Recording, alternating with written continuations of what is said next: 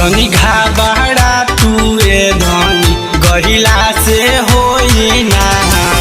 बढ़त रह आगे आगे हो संगे ले लो गंगा के पानी बाबा करी है कृपा होई अजो मन से तू जल ढरी है हो धनिया फल मिले होई गुलाब को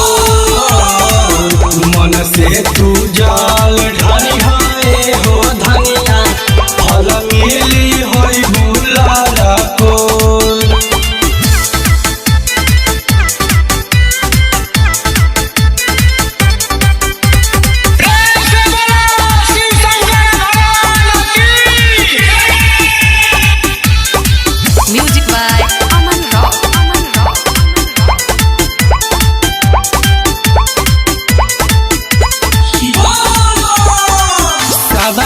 से सानी बाबा हही बड़ा दानी बाबा कहिला से पूजा उनके भाग्य पारसानी बाबा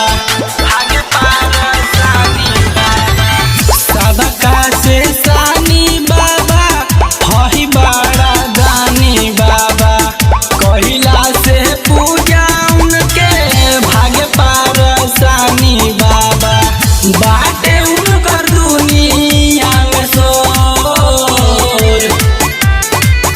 मन से तू जल ढरी है हो धनिया फल मिली होई गुलाब को मन से तू जल ढरी है हो धनिया फल मिली होई गुलाब को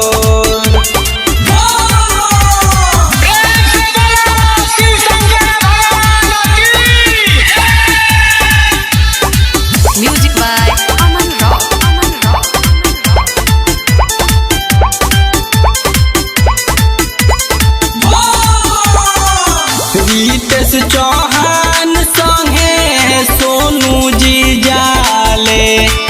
चढ़े में